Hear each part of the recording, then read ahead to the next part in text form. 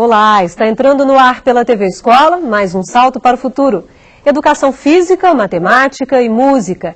Que aspectos existem em comum em relação à leitura e à escrita nessas três áreas do conhecimento? É o que vamos discutir no programa de hoje. Para o debate são nossos convidados o coordenador pedagógico da Fundação Gol de Letra, Wilson Souza Costa, a professora do Departamento de Educação da PUC do Rio de Janeiro, Isabel Ortigão, e a professora Maria Cecília de Araújo Torres. Ela é integrante do Núcleo de Integração Universidade-Escola da Universidade Federal do Rio Grande do Sul.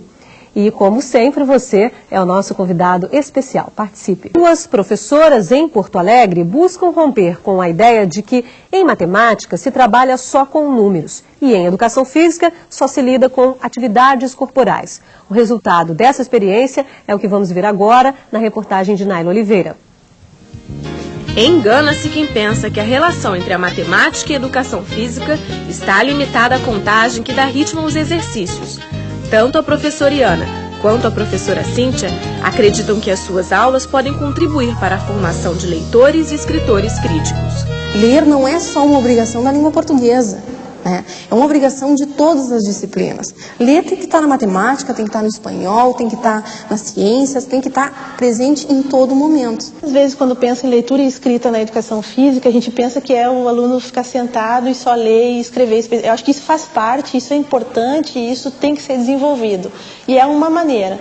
E também é importante, eu acho, ressaltar que essa leitura e essa escrita, ela também se dá no corpo. Nas aulas de matemática do Colégio de Aplicação da Universidade Federal do Rio Grande do Sul, nada de cálculos que duram dias para ser resolvidos. Nesta oficina, a matemática vira literatura e tema de investigação e debates em sala de aula. Nós lemos um livro, as três partes, e que tinha várias formas geométricas. O triângulo, o trapézio, e depois a senhora passou a casa, né? Uma casa, daí para nós dividir entre o trapézio e os dois triângulos. Ler é fundamental na matemática, porque se ele não sabe ler, ele não vai conseguir interpretar. Então ele não consegue tirar dali o que é para ele realmente resolver. Já nesta aula de educação física da Escola Municipal Mário Quintana, ainda em Porto Alegre, as bolas e as redes foram deixadas de lado por um tempo. No lugar, caderno, lápis e borracha para entrevistar os moradores da comunidade da Restinga. Os alunos querem saber o que eles fazem nas horas de lazer. Primeiro ela passou no caderno o que é lazer, como praticá-lo, e depois a gente também fizemos jogos e depois a gente fizemos trabalho na rua com a pesquisa com as pessoas em casa. A gente começou numa explosão de ideias, trazer essa palavra e deixar eles manipular ela, ver o que eles pensavam, o que vinha na cabeça. Depois disso, que eles conseguiram perceber algumas coisas que eu achava importante, eu entrei com a questão dos textos. De volta à sala de aula, os alunos apresentam para a professora os dados que coletaram, avaliam como é o lazer da comunidade e discutem o que pode ser feito para melhorar os momentos de diversão dos moradores do bairro. O que você acha dessa aula de educação física diferente, né? Sai da quadra, do pátio, da brincadeira para a sala de aula. O que você acha dessa aula diferente? Eu acho legal, por causa que a gente antes trabalhava só como jogando futebol, só na quadra. Agora a gente trabalha mais dentro da sala de aula e a gente aprende muito mais sobre educação física, sobre lazer. A gente consegue variar mais as práticas, não deixando de trabalhar aquilo que os alunos gostam e também poder trabalhar essa outra parte teórica em sala de aula, da reflexão, do pensar sobre o que está fazendo, né, e de construir também um conhecimento nesse sentido, sistematizado.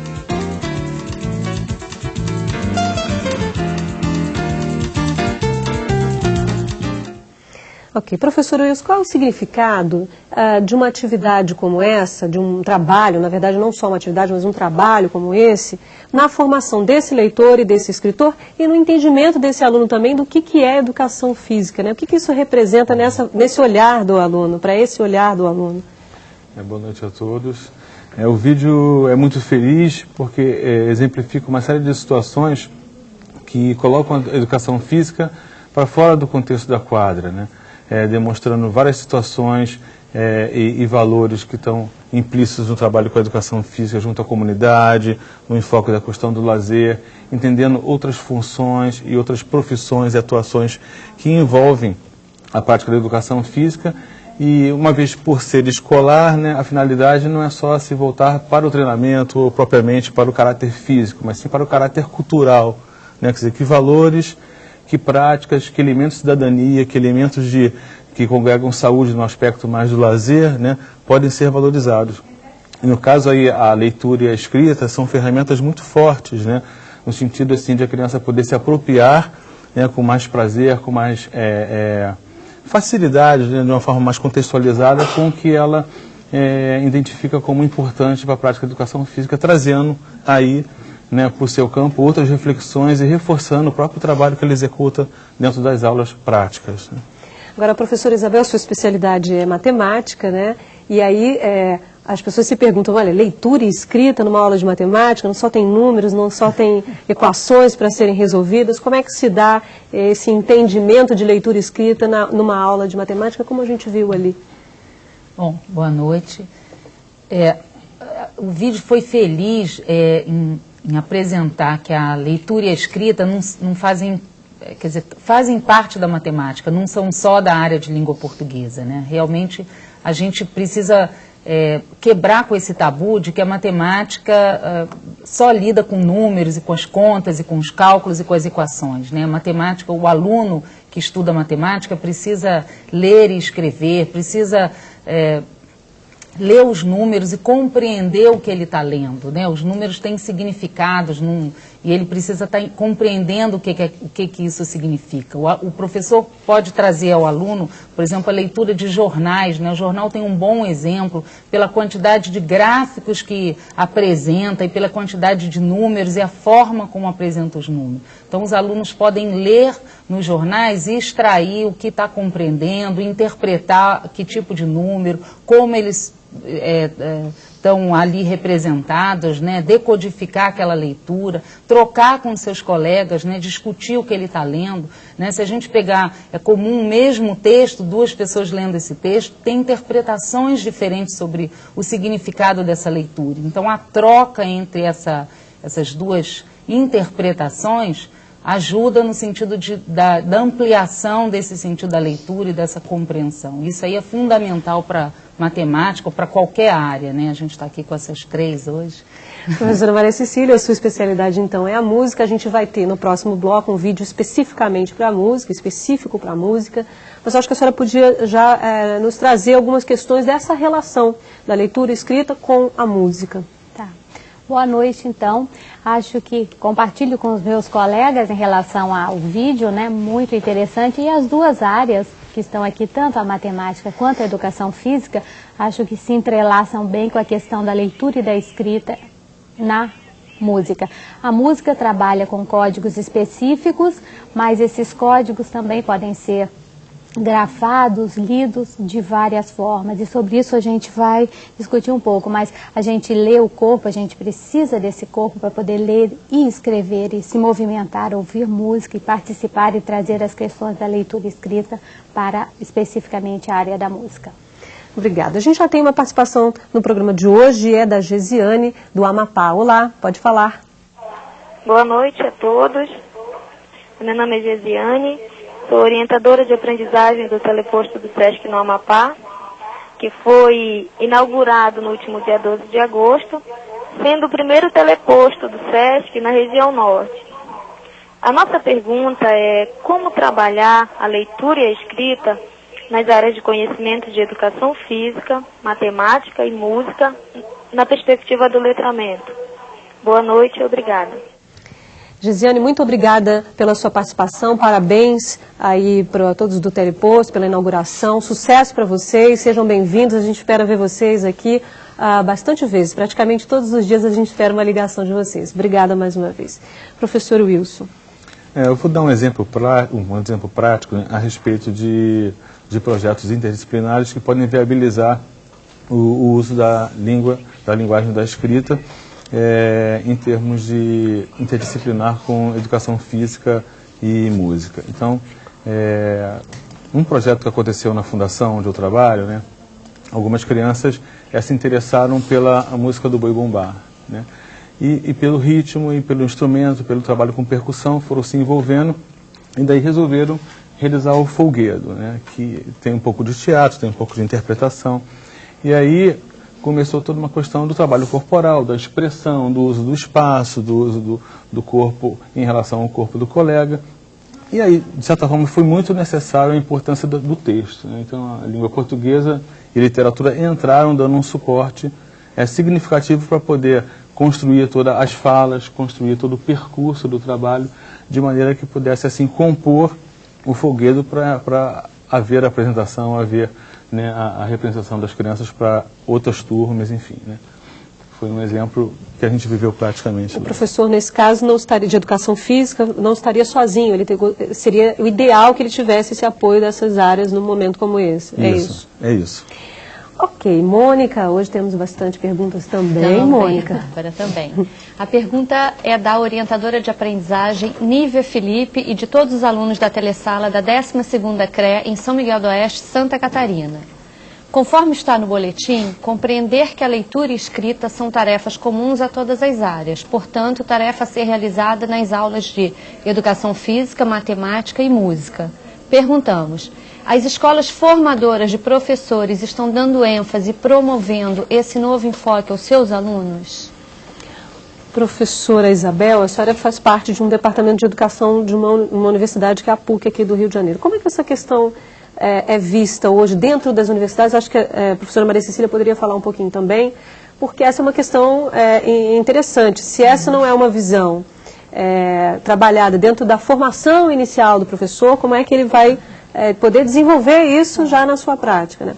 Pois não, professora Maria Cecília já... Fique à vontade. No caso, por exemplo, da PUC, né, nós temos esse ano começou um projeto até de parceria entre a universidade e a escola, onde os alunos do Departamento de Educação vão fazer um estágio na escola e aí estão tendo contato com as crianças, com os alunos, como que os professores lidam, né, com as suas disciplinas e lidam com a prática de sala de aula. E a gente tem discutido muito nesse sentido da formação da leitura, né? Eu acho que a gente tem assim, alguns projetos, a possibilidade dos alunos participarem de pesquisa, né? E está discutindo a formação do professor dentro da própria escola também, né? A escola como um espaço de formação, e aí poder trabalhar no sentido da integração das áreas, né? Dos diferentes professores.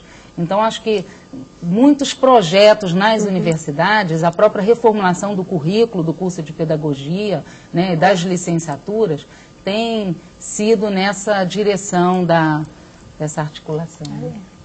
Eu acho que, também concordando com o que a Isabel falou, seria no caso específico da educação musical, né, de ter acesso a essa linguagem, poder ler e escrever e trabalhar com os alunos.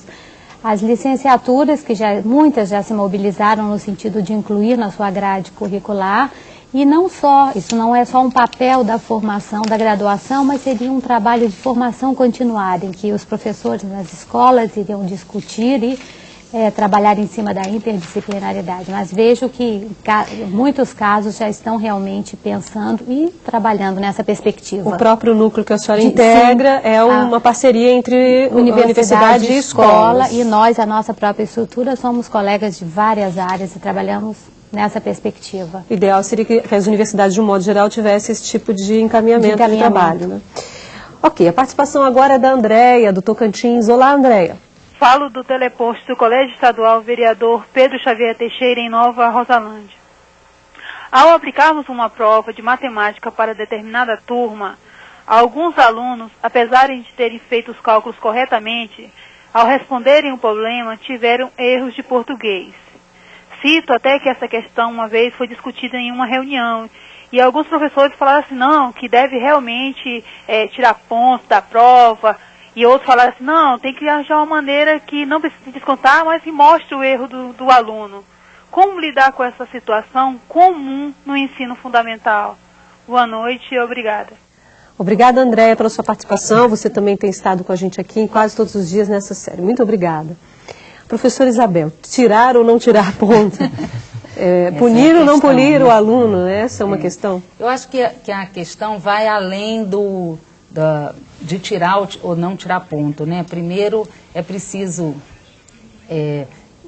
ter a compreensão de que a leitura e a escrita e as formas de expressão, elas fazem parte de todas as áreas, né? Então todos os professores precisam lidar com isso e vão lidar com os erros e os acertos dos seus alunos, né? E todos precisam estar conscientes no sentido da construção dessa leitura, né? Quanto mais o aluno for leitor e mais ele escrever e mais ele tiver maneiras de se comunicar, ou através de um desenho, ou através da escrita, o aluno escrever aquilo que ele está descobrindo, as suas descobertas, as suas conclusões, né? Eu acho que isso certo, e quanto mais ele ler também, isso aí vai fazendo com que ele se aproprie dessas formas de escrita, né? Chamada forma culta. Mas ele tem as maneiras dele de estar escrevendo, né? Então o desenho, agora a questão de avaliação, eu acho que agora, isso precisa ser, né, combinado dentro da escola. Interrompê-la, mas então o que o professor deveria fazer? Buscar a parceria do professor de língua portuguesa numa hora como essa? Mostrar, pedir para que o aluno corrigisse as suas próprias observações? Existiria aí algum encaminhamento, já que o professor quer ajudar o aluno a ler e ser um melhor leitor e um melhor escritor, e ele é um professor de matemática, qual seria o momento em que ele vai poder fazer essa contribuição?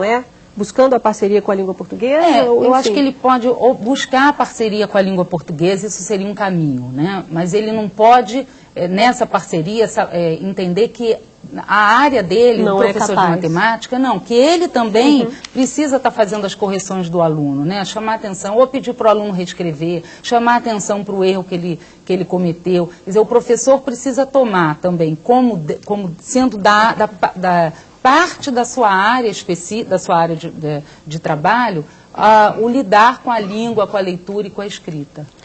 Tá certo. A gente tem participações aí, Mônica? A participação agora é da Elizabeth Pereira, do teleposto do SESC aqui de Ramos. Como poderemos construir um espaço de mediação de leituras e escritas dentro da sala de aula que venha ampliar conceitos e promover o crescimento do aluno, pessoal do aluno? Professor Wilson? Bom, apesar de ser dentro da sala de aula, né, e como a gente também viu no vídeo, né, várias situações que foram de trabalho especificamente de educação física dentro da sala de aula, eu acho que a cultura letrada ela está presente o tempo inteiro, né, no universo da criança, né? E quando a gente, dentro de uma situação, por exemplo, mais em termos de pesquisa de conceito em educação física, vai se pesquisar um jogo, vai se fazer uma pesquisa de levantamento de atividades de pessoas dentro de uma região, vai se construir uma tabela que vai, de certa forma, organizar um campeonato, organizar um torneio, né? É parte, né, do processo, né, a construção conjunta educador e criança, no sentido assim, de como ela está lendo essa informação, de como ela está representando essa informação, né? Então acho que é nessa passagem que a criança já compreende que ela consegue representar e registrar, que está o tempo inteiro a nossa referência, né? Então, como você ia colocando em certo momento, vale muito da escola, como se apropria desse espaço, né? Se é um espaço de prova, é tudo bem que você tenha lá a quantificação, a nota, né, o valor que a criança conseguiu desenvolver. Mas, ao mesmo tempo, tem essa interferência próxima, né, com um afeto que não cobre tanto a criança e viabilize ela construir, né, com tranquilidade esse universo de representação pela leitura e pela escrita também. Eu posso dar um Pode, exemplo? claro. Por exemplo, o professor pode fazer um trabalho, né, eu gosto muito desse exemplo, de realizar uma pesquisa com seus alunos. Então, na pesquisa, você tem a escolha do tema, a montagem a leitura, né, a montagem do questionário, né, os alunos podem fazer uma pesquisa sobre o gosto de música da escola, né, qual é a preferência musical dos alunos. Então você tem toda uma elaboração do questionário, a realização do questionário, a tabulação, o estudo sobre os estilos de músicas, né, quais os significados dele, depois a organização de todo esse trabalho para poder apresentar para o restante da escola, né, o estudo dos gráficos, as tabelas, né. Então acho que esse trabalho com pesquisa, né, pesquisa de opinião, ele é bastante interessante e favorece essa interdisciplinaridade e esse trabalho todo né, ou da matemática, ou com as áreas todas que foram na escola, né? Ok, a Gisele aqui do Rio de Janeiro participa agora do programa. Olá, Gisele. Boa noite, Gisele do Teleposto do Colégio Estadual Dr. Arthur Vargas, em Angra dos Reis. A pergunta dos nossos cursistas aqui, alunas do Formação de Professores e professores aqui do município, é a seguinte: o boletim nos mostra que na educação física é comum que o professor oriente seu trabalho considerando o aluno como máquina capaz de rendimentos cada vez mais altos. O aluno responde e até produz alguns resultados esperados, mas ele é muito mais do que isto. Concordamos plenamente, pois, infelizmente, é o que mais assistimos em nossa realidade. O que fazer para conscientizar esses professores a repensar, modificar esta prática que já vem acontecendo há muito tempo? Obrigada e boa noite. Obrigada, Gisele, pela sua participação. E aí, professor Wilson, eu vou complementar um pouco a pergunta da Gisele. É uma prática há muito tempo e quando eu estudei eu tenho um trauma. Eu nunca consegui fazer salto com vara, porque com o tamanho que eu tenho, eu nunca consegui fazer aquela atividade que me passava. Então, eu ficava traumatizada, porque eu era aquela aluna que ficava no cantinho e não podia realizar determinada atividade. Então, por que essa prática ainda é uma constante até hoje, em que a formação do professor, o próprio professor hoje se vê como um profissional da educação, né? Por que isso ainda é uma prática exercida dentro das escolas? Existe uma tradição, né? Assim, existem correntes que ainda estão presentes na prática da educação física, né? O próprio nome físico, né, que remete mais orgânico, é diferente quando você coloca educação corporal, né, ou cultura corporal de movimento, que é uma abordagem presente nos parâmetros curriculares nacionais, né, que enfoca o esporte como uma das práticas de atividade corporal, além dos jogos, das brincadeiras, da recreação diversificada. Então, assim, é importante ressaltar que quando você trabalha na escola, você tem 1 ou 2 tempos semanais de 50 minutos, 45 minutos para desenvolver o trabalho com a criança, né? Jamais com esse tempo, né, você vai conseguir desenvolver um trabalho esportivo, de performance, né, que se dedique ao gesto, né? Esse tempo é muito mais, ele pode ser muito melhor aproveitado se forem desenvolvidas situações lúdicas, né, onde o prazer ressalte mais do que o esforço, do que o rendimento, do aprimoramento do gesto técnico, né? Onde a gente possa fazer essas felizes integrações entre as áreas, né, que podem promover para a criança um olhar mais geral sobre cultura corporal de movimento. Ok, bom, no próximo bloco vamos ver e ouvir o trabalho dos alunos da Escola Santa Rosa de Lima, em Porto Alegre, com arranjos musicais. Até já. Os alunos da Escola Santa Rosa de Lima, em Porto Alegre, pegaram uma carruagem e resolveram reformulá-la. A música Carruagem de Fogo ganhou arranjo diferente do original. Aqui na Escola Santa Rosa de Lima, em Porto Alegre, os alunos tornam-se flautistas, percussionistas, maestros e arranjadores. Hoje é dia de ensaio na aula de música, mas o trabalho começou muito antes. Primeiro, os alunos ouviram a música Carruagem de Fogo. Depois, eles se dividiram em grupos e escolheram os instrumentos. A missão? Criar um arranjo novo para a música de Vangelis.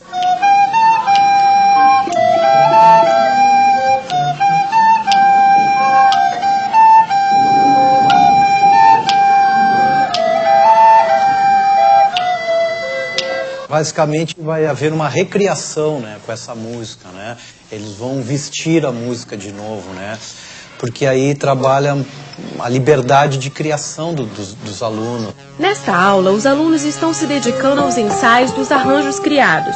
Repete aqui, corrige ali, tudo para que a nova versão da música Carruagem de Fogo fique harmônica. A gente vai fazer, se alguém errar, a gente volta e faz de novo, tá? Então vamos lá. 1, 2, 3.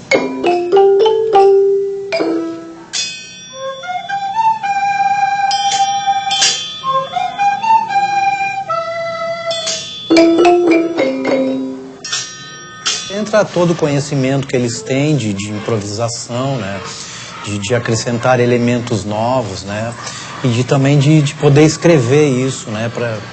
Para eles poderem recorrer no caso deles precisarem. Os alunos registram suas composições. Assim, eles acompanham na partitura os momentos em que devem tocar cada instrumento. Na escrita de um texto, a gente tem que ter começo, meio e fim. Na música também, a gente tem que ter começo, meio e fim, né? Agora, escrever uma partitura requer um mínimo de estratégia, que é uma linguagem das notas musicais. Eles escrevem ou de uma forma convencional ou de uma forma, pode ser uma escrita que eles criam ali na hora, né? Então, às vezes, numa partitura pode aparecer desenhado até o instrumento que eles estão trabalhando. Ou seja, naquele determinado trecho vai entrar aquele instrumento ali que está sendo tocado por determinado aluno, né? Então, existe também uma liberdade de eles trabalharem, de eles fazerem a partitura, né? Uma coisa formal na linguagem musical, aquela acadêmica. Não foi tão difícil assim, que a gente já tinha aprendido um pouco no ano passado, no ano retrasado, e o professor ajudou a gente também. Tem gente que ainda tem um pouco de dificuldade, mas agora está melhorando. As aulas de música fazem parte do currículo da Escola Santa Rosa de Lima desde as primeiras séries do ensino fundamental. Além disso, os alunos podem contar com várias oficinas de instrumentos e voz. Mas para a coordenadora de música da escola, é possível trabalhar com diferentes estilos musicais, ainda que não haja uma infraestrutura pronta. A criação do professor em sala de aula é fundamental, é mais importante do que ter uma sala qualificada, uma sala boa, né? Quer dizer, se eu tenho a minha voz, que é o meu primeiro instrumento, que está dentro de mim, se eu tenho todas as percussões que o meu corpo pode fazer, isso já é um excelente trabalho, né? Um trabalho de sonoridade que o corpo da gente pode fazer. Eu posso usar blocos de madeira, eu posso usar pedaços de metal para fazer música.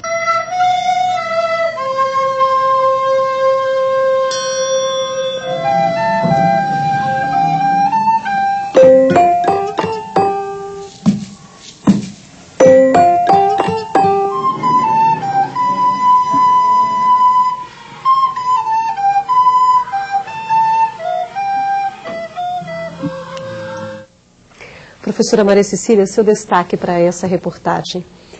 Eu acho que o vídeo mostra realmente a situação muito interessante do ler e escrever em música usando a linguagem e os símbolos específicos.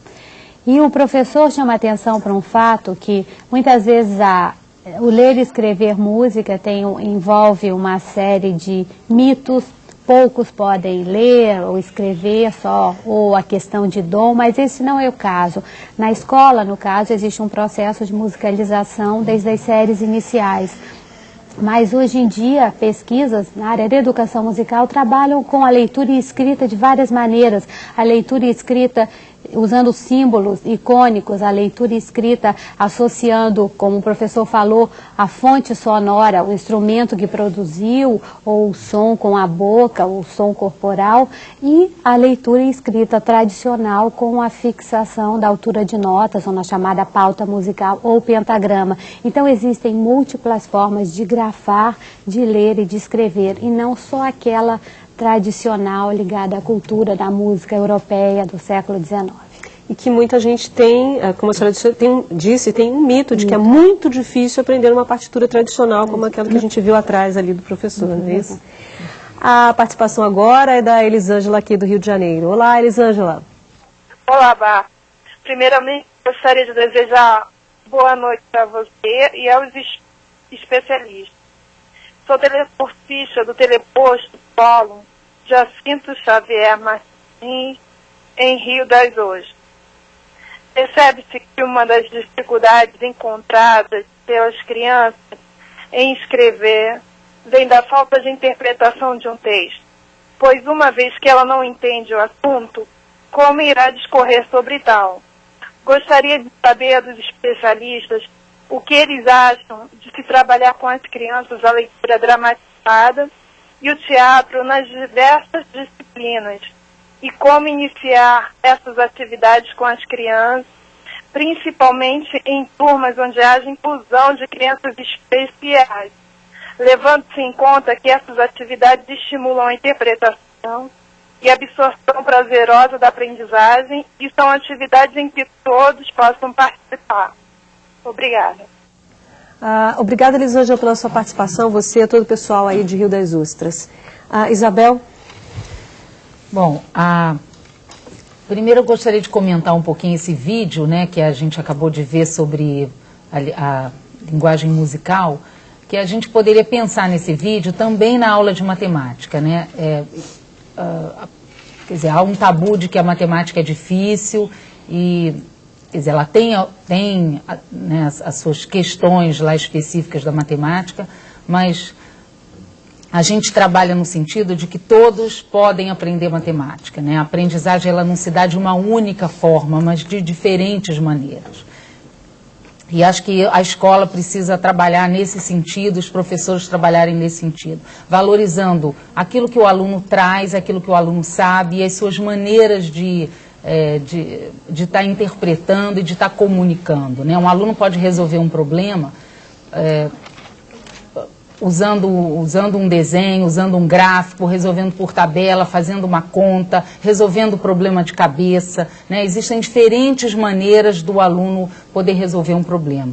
E é importante que na sala de aula o professor possa criar condições para que o aluno fale sobre essas maneiras que ele tá, ou essa maneira que ele está escrevendo, né? Isso dá a possibilidade de trabalhar a comunicação do aluno, né? A maneira dele estar expressando, quer dizer, ele pensa, ele escreve, ele elabora, ele fala, então são diferentes dimensões da comunicação e também dá a possibilidade do aluno perceber que existem diferentes maneiras dele resolver um problema, né? A do professor é uma maneira, mas a dele é outra, a dos seus colegas são outras maneiras, tanto de resolver uma conta como de resolver um problema. Eu acho que isso aí é importante no sentido da integração, da articulação, do desenvolvimento do trabalho de matemática. Professor Wilson quer falar? Eu vou pedir só um minutinho, porque antes a gente já vai chamar uma pergunta ali com a Mônica, mas isso não impede que o senhor retorne à questão anterior, tá bom? Certo. Só um minutinho. Vamos lá, Mônica. A pergunta vem dos telecursistas do Sesc Sobral, no Ceará. O que fazer para que haja uma maior integração e interação das áreas do conhecimento por parte dos educadores? Por favor, só quer voltar um pouquinho à questão anterior, que era a questão da Elisângela ela falou ali em dificuldade de interpretação. E né? ela falou também em atividades de dramatização, de representação. Né? Assim, acho que quando a gente vai lançar a mão, né, da leitura da escrita em outras áreas, né, principalmente áreas que trabalham com movimento e com a expressão, é importante que o contexto ele seja muito significativo, que ele seja um contexto forte. Né? Então, por exemplo, vamos imaginar uma criança de 6, 7 anos brincando de faz de conta, que ela é um super-herói, ou que ela é a mãe, ou que é o pai, ou que ela é o bebê. Enfim, ali existe uma linguagem representativa. Né? A brincadeira de faz de conta, ela representa alguma coisa que está ausente, está presente na memória e no contexto que a criança viveu, né? Dessa forma também deve-se trazer o teatro, deve-se trazer, por exemplo, uma pesquisa sobre jogos tradicionais infantis, né? Vai-se fazer uma pesquisa sobre o peão, uma pesquisa sobre quando surgiu o pique-esconde, o pique-pega, né? E outros tipos de jogos que estão presentes na nossa cultura e que são fundamentais de serem conhecidos, porque quando você vai pesquisar, você identifica uma série de fatores importantes no contexto histórico, no contexto social. Então, assim, acho que o contexto tem que ser forte, ele tem que ser compartilhado com o grupo, né? Aí a questão da leitura da escrita vem a reboque, né? Eles vão fazer isso com prazer, vão fazer de uma forma mais espontânea, né? Agora, o Sesc Sobral pergunta, né, para a gente não esquecer a pergunta lá do Sesc Sobral, dessa integração. Me parece que há uma preocupação por parte dos professores, porque essa já é a segunda pergunta do dia, nesse sentido, dessa integração dessas áreas. Vocês hoje são especialistas de 3 áreas diferentes aqui, falando de um assunto que é a leitura e a escrita. E aí, como é que essas áreas podem trabalhar integradas? A professora Maria Cecília faz parte de um projeto que deu certo, né? Funciona dessa maneira. Vocês são totalmente integrados. E pensando assim, né, na pergunta que ela nos fez, levando para a sala de aula, nas áreas todas do conhecimento que se entrelaçam. Por exemplo, se a gente vai trabalhar com questões do cotidiano que o aluno nos traz, que a Isabel já falou, ou através de uma dramatização, ou lendo a paisagem sonora, ouvindo os sons, desenhando, representando, ele está trabalhando a questão da audição, da percepção, da grafia e da leitura, integrando artes plásticas, ou a questão da marcação do tempo, integrando a matemática e tantas outras assim. A participação agora é da Nazaré, aqui do Rio de Janeiro. Olá, Nazaré. Boa noite. Teleposto São João de Meriti, CEPAC, A pergunta é da cursista Josiene, da turma 3102 do Instituto de Educação. Já foi comprovado que estudar decorando não leva ao aprendizado. Será que teremos a chance de algum dia os instrumentos de avaliação serem debates, peças teatrais, produção de textos feitos pelos alunos? E ainda, quando o professor pede, escreva o que você entendeu e você escreve, ele tem o direito de discordar daquilo que você escreveu, ou seja, da sua opinião? Obrigada. Obrigada, Nazaré, pela sua participação hoje aqui no programa. Isabel. Esse tema da avaliação é um tema bastante polêmico, né? Eu acho que existe um tabu muito grande de que a avaliação ela está reduzida a prova e teste, né? É preciso que o professor e a escola compreendam que existem diferentes instrumentos de avaliação, né? Então, o professor, a prova e o teste são um desses instrumentos, mas eu posso usar o texto de um aluno, posso usar a dramatização dele, posso usar a fala dele na sala de aula, a participação dele num grupo, trabalhos que ele fizer em sala de aula, trabalhos que ele fizer em casa, né, pesquisas que ele trouxer, né, a maneira dele ler. Então, existem diferentes instrumentos de avaliação que precisam ser considerados, né? A prova e o teste são um desses instrumentos, mas... Agora ela fala ali se o professor pode discordar daquilo que o aluno escreve, ter uma outra opinião, se o aluno pediu para que o aluno escrevesse alguma coisa e o aluno entregou para o professor. Esse professor tem o direito de discordar?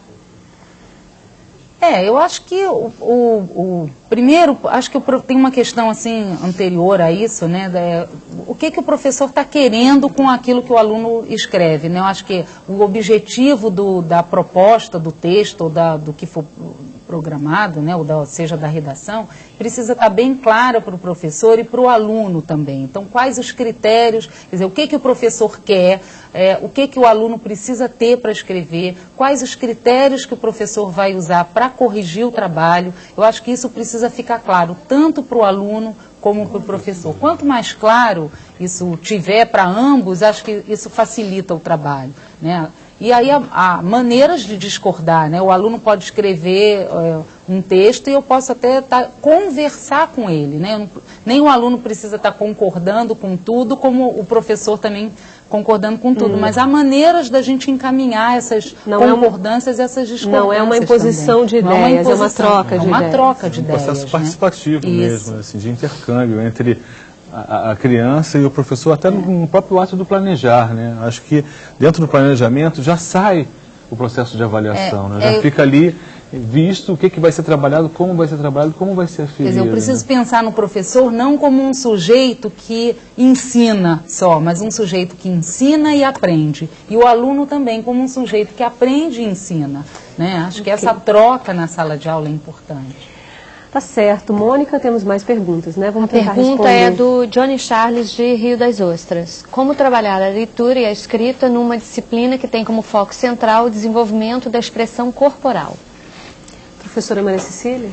Eu acho que para a música isso seria excelente, né? A música, antes de mais nada, como já disse a professora no vídeo ainda há pouco, ela começa e passa por esse corpo, é com esse corpo que nós interagimos no mundo, é com esse corpo que marcamos e sentimos os ritmos, é com esse corpo que caminhamos, dançamos, é com esse corpo que ouvimos, cantamos, e a partir disso aí, no momento que estamos ouvindo, cantando, nós estamos, sem dúvida, lendo, porque na música não existe uma leitura musical, eu não consigo perceber isso e ver sem uma experiência sonora musical, né? Então eu acho que uma disciplina, não sei se era mais ligada à educação física, mas eu peguei porque a música passa realmente pelo corpo, é com esse corpo, e a música muitas vezes até controlou muito esse corpo na escola, não é? A aula muito de giz, mas sem dúvida é com esse corpo que a gente deve sentir, dançar, cantar e, sem dúvida, ler e escrever música. A própria letra da música né, da música que esteja sendo trabalhada. Não é? A questão quando você trabalha com paródias, aí a gente vai trabalhar em cima da diversidade também, não é? Não existe um modelo e todos nós temos que vestir aquele mesmo vestido, mas sim com essa diversidade que é a riqueza, que a música acho que ficou muito rica quando ela chega na polifonia, nas muitas vozes e não só na monódia, uma voz só. A participação agora é do Luciano, do Espírito Santo. Olá, Luciano. Eu sou o Luciano Amaral, orientador da aprendizagem do teleposto da Escola de Primeiro Grau São José do Jundiá, Pinheiros, Espírito Santo. Sabendo que existe um grande número de alunos que são influenciados pela música, seja ela clássica, axé, rap ou outro ritmo musical, e que também existem um número satisfatório de alunos que adoram a disciplina de educação física por causa das práticas esportivas e brincadeiras, como fazer para que os professores de outras disciplinas aproveitem esse fato importante para fazer com que os alunos sejam influenciados por suas disciplinas, tanto quanto a música e a educação física. Boa noite e muito obrigado. Obrigada, Luciano, pela sua participação. Wilson, tem uma fórmula para isso? Não, eu acho Por que vocês são tão queridos, né? Tem uma questão assim que, de certa forma, está presente nas perguntas, que é a integração da equipe e a articulação entre as áreas, né? Eu acho assim, por exemplo, quando você pega um tema como folclore, né, que ele é geralmente trabalhado nesse período de agosto, de setembro, nas escolas, né? O tema folclórico ele traz as comidas, ele traz os objetos, as cerâmicas, os artesanatos, ele traz a dança, ele traz a música, ele traz os jogos, as brincadeiras, os folguedos. Então, assim, quando você tem um tema como esse, né, muitas vezes o professor ele é obrigado a estudar, né? Ele é obrigado a estudar outras áreas, inclusive, ele é obrigado a pesquisar. Eu já passei por experiências assim lá na fundação, onde a gente, quando começou a mexer com o tema de folclore, o professor começou a dizer, não, eu vou ter que estudar literatura de cordel, aí a professora de língua portuguesa, eu vou ter que entender o jogo, a brincadeira, para poder trabalhar. Vai, necessariamente vai, né? Porque o tema ele vai começando a interpenetrar outras áreas, né?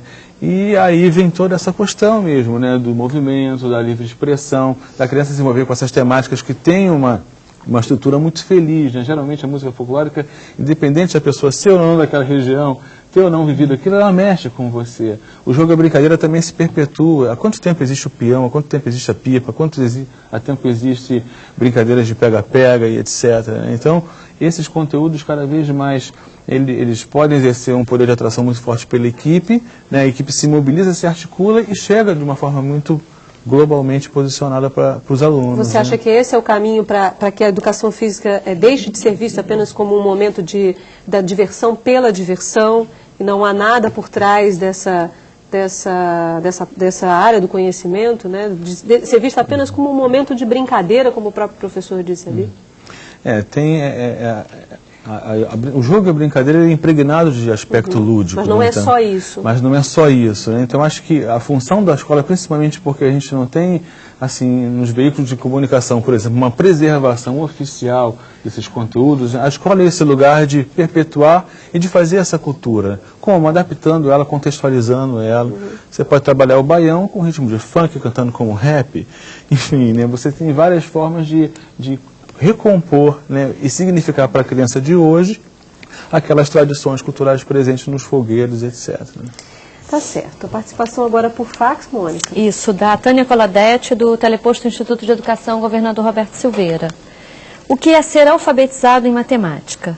Aprender as 4 operações seria o suficiente? Ou a alfabetização começa quando o professor acaba o seu curso de licenciatura em matemática? Isabel. Eu acho que assim, a alfabetização em matemática não termina nunca, né? Quer dizer, acho que já foi tempo em que ser alfabetizado em matemática bastava saber as 4 operações. Acho que há muito tempo isso já não acontece assim, né? Quer dizer, ser alfabetizado em matemática precisa reconhecer os números, saber reconhecer o dinheiro, né? Saber relação de maior e menor, né? Relação de proporcionalidade, saber ler e interpretar um gráfico, uma tabela, né? Saber ler e escrever. todas essas competências ou essas habilidades fazem parte do ser alfabetizado em matemática, né? Do alfabetismo matemático, como a gente costuma dizer, né? Quer dizer, eu preciso compreender o número e saber aquele número, saber estabelecer relação de proporcionalidade, saber resolver problemas, né? Quer dizer, acho que durante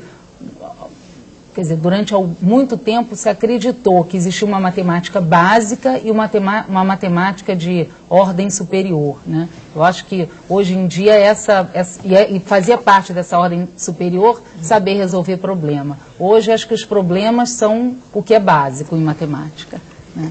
Bom, no próximo bloco, os nossos convidados fazem um resumo do que foi discutido no 3º programa da série Ler e Escrever, Compromisso da Escola. Não perca.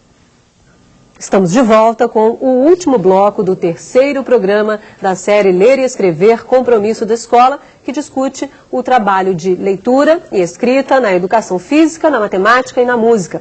Agora, os nossos convidados destacam os principais pontos do debate. Eu quero começar pelo professor Wilson. Quais são os seus destaques?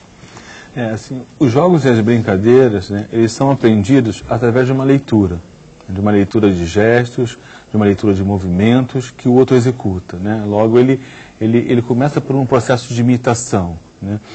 À medida que a criança internaliza essa imitação e expõe, né, e coloca a sua forma de brincar, ela começa a escrever, porque ela vai ser interpretada pelos outros dentro do contexto das brincadeiras, né?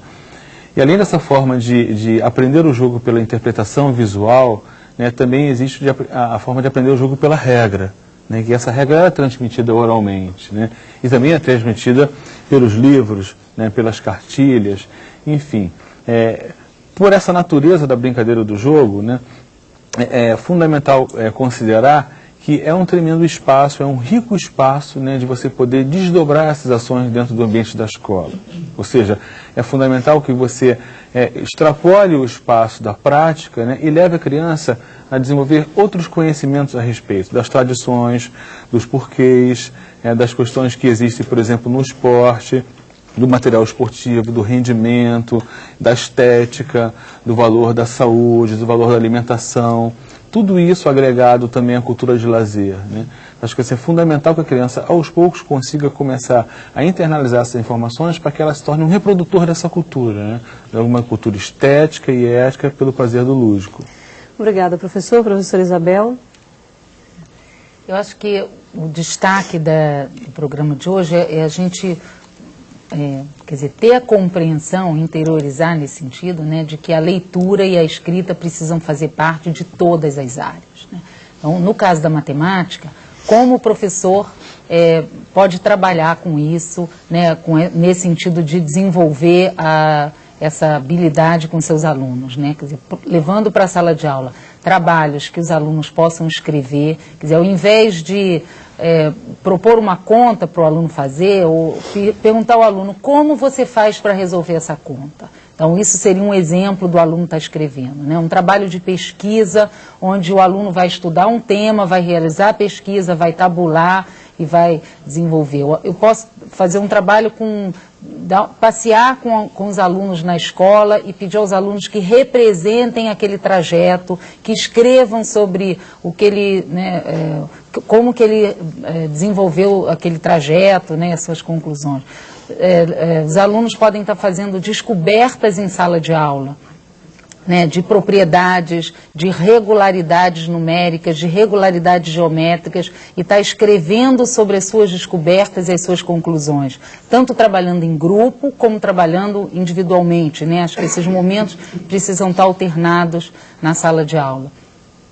Eu acho que outro ponto importante é que o professor possa usar, e aí os professores na escola possam usar também os espaços de reunião dentro da escola para estar trabalhando no sentido da articulação das suas áreas, estarem lendo algum livro, estarem discutindo como trabalhar essas questões. E aí, nesse sentido, estaria trabalhando no sentido da formação continuada como sujeito do seu próprio processo. Quer dizer, não só o professor sair para fazer um curso fora, ou alguém da universidade ir à escola, mas os próprios professores encontrarem caminhos de articulação para poder desenvolver o trabalho dentro da escola. Obrigada, professora. professora Isabel, professora Maria Cecília. E eu destacaria os pontos, então, em relação à leitura e escrita da música, que não só não ficar centrado naqueles símbolos e códigos que fazem parte muitas vezes de anúncios ou da embalagem do bombom Sonho de Valsa ou das partituras que a orquestra toca. Esses são símbolos, fazem parte da leitura musical tradicional, mas que a escola, um ambiente tão fértil, cheio de sons, de musicalidade, dessa música que está entrelaçada na vida de todos nós, que esse espaço seja aproveitado e que nós possamos realmente levar a audição, as músicas as mais diferentes, como o professor ainda há pouco mesmo fez a pergunta, ou as músicas da mídia, ou as músicas da minha casa, ou as músicas da minha infância, ou as músicas da escola, e a partir disso aí que a gente trabalhe, que trabalhe com paródia, que trabalhe com construção, com projetos integrados, com dramatização, e sem dúvida estaremos exercendo o exercício da leitura e da escrita com livros infantis e uma série de outros trabalhos. O programa de hoje chegou ao fim. Eu quero agradecer as presenças do Wilson Souza Costa, coordenador pedagógico da Fundação Gol de Letra, da Isabel Ortigão, professora do Departamento de Educação da PUC do Rio de Janeiro, e da Maria Cecília de Araújo Torres, professora do Núcleo de Integração Universidade e Escola da Universidade Federal do Rio Grande do Sul. No nosso próximo encontro, vamos discutir a formação de leitores e escritores competentes a partir de experiências nas áreas de arte, geografia e ciências. Você não pode perder. Salto para o Futuro, há 10 anos acompanhando a educação brasileira.